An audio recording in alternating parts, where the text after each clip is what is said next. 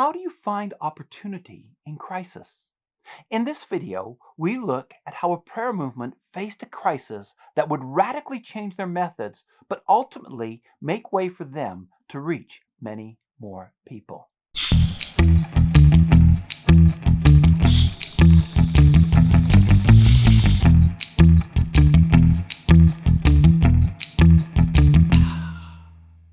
Hi, I'm Jeremy, and welcome to Refresh, where I love to produce content that will refresh your spirit, refresh your mind, and refresh your vision.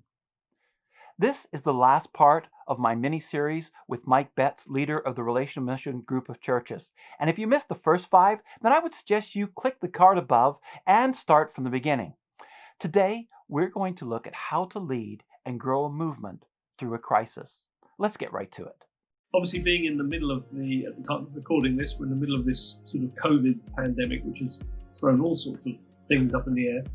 And our enough prayer meetings used to be live, so we would encourage churches to meet in hubs of 2 to 3 churches, geographical proximity, churches meeting together all over the place. And so they would, and then we would then go through the program, which I'll come back to some of that. Obviously, with COVID, that all stopped. So what happened was we had to do a very quick pivot and put it all online, which we never even thought about doing. Other than the fact in the live events, I always used to sort of beam in to do a live prayer. It's like 10-15 minute talk on prayer and then pray for revival. So there was a live element, live streamed into location, but we never thought about putting it online as a prayer meeting.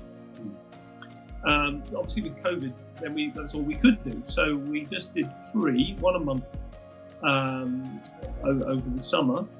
And the long and the short of that was during that time, we had over 42 nations participating in those prayer meetings.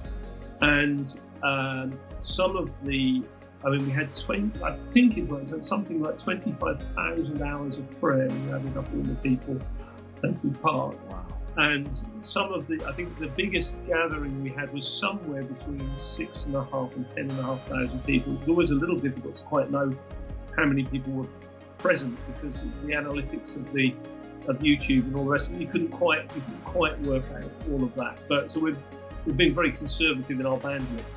But we're certainly multiple thousands of people across the globe in every continent, all praying about the same thing at the same time in their time zone, and visibly in an extraordinary concert of prayer. That to me was a big win because I thought, goodness, and we prayed particularly about COVID and about a vaccine, and I felt if we hit this with thousands, I'm still believing that we will see a fast-tracked vaccine emerge because we've prayed for it. I'm still believing that. I do believe God heard us, and that we will find something come from that.